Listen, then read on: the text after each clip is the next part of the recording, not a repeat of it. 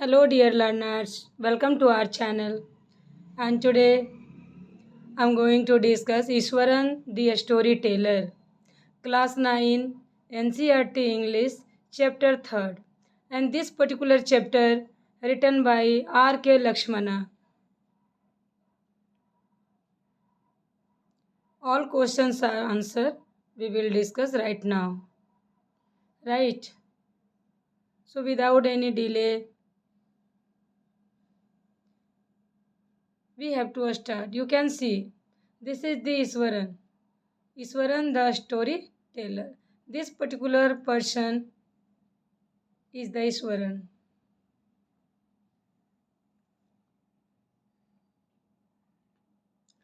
We have already discussed this chapter in the classroom, and now only question answer we have to discuss right now.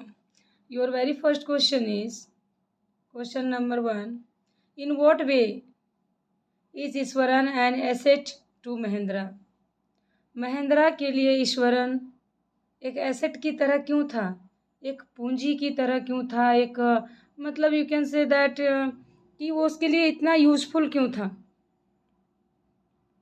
So your answer is Ishwaran was an obedient person.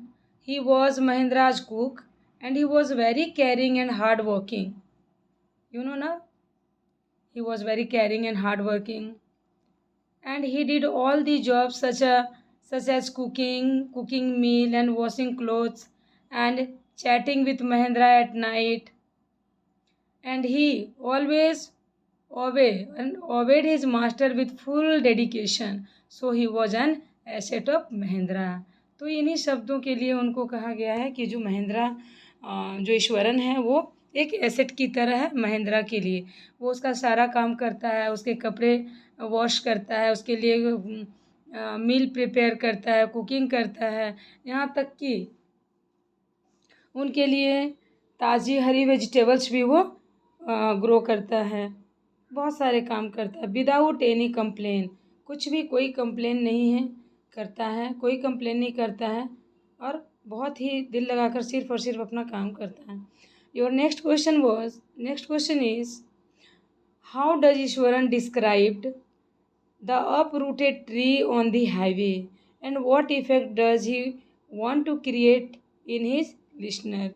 तो कैसे करके ईश्वरन ने describe किया था वो highway वाला जो event था, हाईवे वाला जो घटना को बता रहा था कि कैसे एक giant they are fallen in the middle of the road, कि बहुत बड़ा सा कुछ ऐसा था जो स्क्रॉल कर रहा था ऑन द रोड पर. तो कैसे करके बताया था और सुनने वाला जो लिसनर है उस पर वो किस तरह का इम्प्रेशन क्रिएट करना चाहता था, इफेक्ट कैसा डालना चाहता था वो.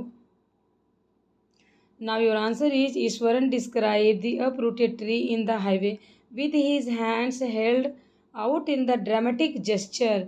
तो अपने हैंड को वो सिंपली स्टोरी ही सिर्फ नहीं सुनाता है, वो पूरे जेस्चर के साथ सुनाता है और उसमें उस स्टोरी में एक थ्रिल पैदा करता है, एक इंटरेस्ट पैदा करता है, हॉरर पैदा करता है.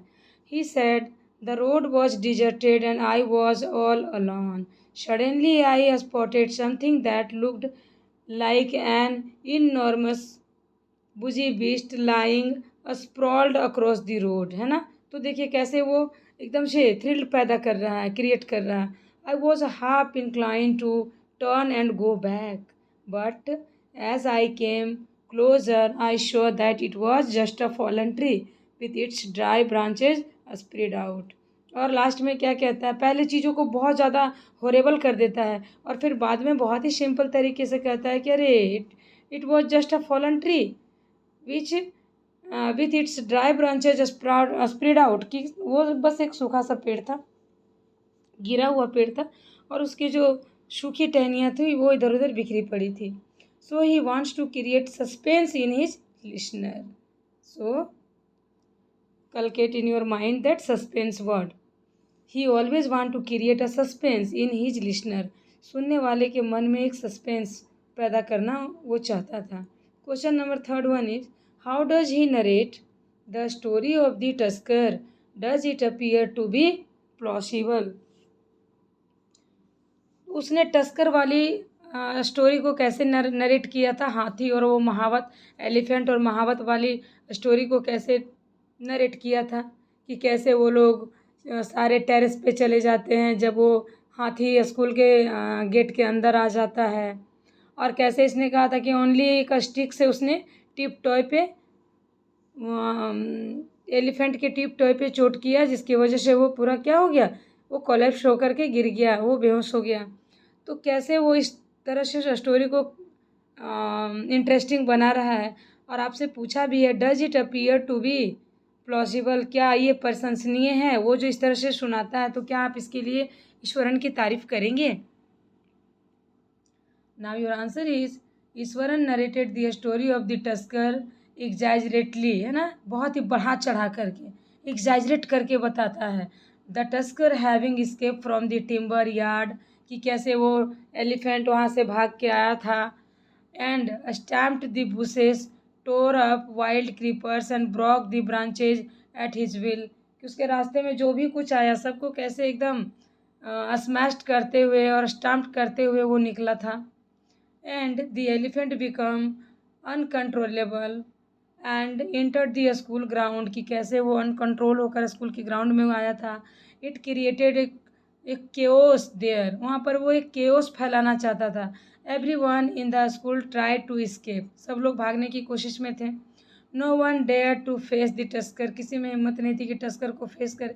इन the mean time Iswaran grabbed a cane, okay, a cane from a teacher and moved towards the elephant and hit its third toenail पे हिट किया था, जिससे क्या हुआ, एंड द बीस्ट कोलैप्स्ड, और वो जो बीस्ट था, वो बड़ा जानवर जो था, वो क्या हुआ, कोलैप्स होकर के गिर गया। And he claimed that he had used the Japanese art to control the tusker, उसने और भी ज़रा सा बोस्टिंग की थी क्या, कि मैंने ना ये जापानीज आर्ट मैंने यूज किया है उस टस्कर को कंट्रोल करने के लिए। But this story seems totally impossible as it is very difficult to believe that a child can control a mad elephant, कि नहीं, इसके लिए वो इम्पॉसिबल है कि कैसे एक छोटा सा बच्चा एक पागल हाथी को कंट्रोल कर देगा, ये विश्वास के लायक नहीं है, विश्वास करने के लिए डिफ़िकल्ट है, मानना थोड़ा सा मुश्किल है। Next question is question number 4, why does the author say that Ishwaran seems to be more than make up for the absence of a TV in Mahendra's living quarter, कि कैसे महेंद्रा को एक टीवी की तरह ईश्वरन को एक टीवी की तरह बताया गया है महेंद्रा के क्वार्टर में, कि जब महेंद्रा के पास that time no any kind of the TV और रेडियो दैट टाइम, तो ईश्वरन ही उसके लिए टीवी का काम करता है, थ्रिलफुल स्टोरी उसको सुनाता रहता है। So your answer will be, Ishwaran was an expert in telling adventurous and mysterious stories in a dramatic way, कि वो जो ईश्वरन था वही एडवेंचरस स्टोरी, मिस्टीरियस स्टोरी सुनाया करता था, लेकिन विथ अ ड्रामेटिक वे में सुनाया करता था। It was his daily routine to entertain Mahendra at night, और ये इनके डेली रूटीन में शामिल था कि वो महेंद्रा को रात में एंटरटेन करेगा। And Mahendra could listen to and watch the development of the story, and thus Ishwaran seems to more than make up for the absence of TV, तो इसीलिए उसको एक टीवी की तरह बताया गया है कि कैसे वो एक टीवी की तरह अपने मालिक का एंटरटेन करता है। क्वेश्चन नंबर 5 इज, महेंद्रा कॉल्स घोस्ट्स और spirits a figment of the imagination, Mahendra ने कहा था ना कि ये घोस्ट स्पिरिट कुछ नहीं होता है, ये माइंड का एक इमेजिनेशन है। So what happened to him on a full moon night, तो बताइए कि फुल मून नाइट, चंद्रमा वाली रात, उसके साथ क्या हुआ। महेंद्रा कॉल्स घोस्ट और spirits a figment of the imagination as he did not believe in ghost. One day Iswaran told him about a female ghost holding a foetus in her arms, और एक दिन ईश्वरन ने उससे कहा कि एक फीमेल घोस्ट है, चुड़ैल है, जो अपने हाथों में एक अनबॉर्न बेबी फ्यूटियस लेकर के घूमती रहती है मून लाइट में, चंद्रमा की रात में, on a full moon light. He woke up from his sleep and looked outside the window, एक दिन वो क्या हुआ कि आउटसाइड ऑफ विंडो है, the middle of the night, वो झांक लेता है। ही गॉट शॉक्ड, और सडनली वो शॉक्ड हो जाता है, क्या देख करके, same to same figure and began to sweat profusely, कि उस सेम फिगर जैसा ईश्वरन ने बताया था वैसा ही ये कुछ देख लेता है और सब पसीने से तरबतर हो जाता है। Now the question number 6 can you think of some other ending for the story? Can you think of some other ending for the story? क्या दूसरे तरह से स्टोरी को एंड कर सकते हैं? The present story ends with Mahindra's resolve to leave the haunted place. तो अब ये प्रेजेंट स्टोरी में क्या हुआ कि भाई महेंद्रा ने उस हॉन्टेड प्लेस को छोड़ दिया, but it is not appropriate ending. लेकिन ये जो था ये अप्रोप्रिएट एंडिंग नहीं था। Mahendra should not have decide to leave the haunted place without knowing the reality, कि बिना रियलिटी को जाने उसको ना नहीं छोड़ना चाहिए। The story could end like this, कैसे ख़त्म होना चाहिए था कि courageously Mahendra approach the women and try to know the reality as soon as Mahendra caught the women it became the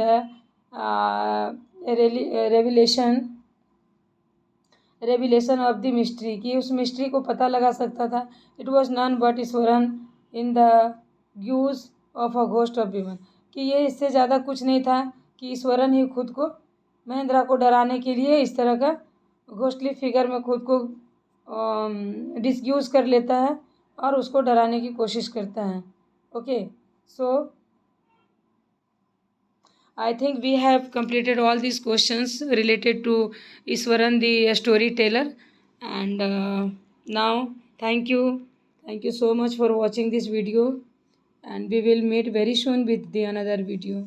Okay, once again thank you, thanks for watching.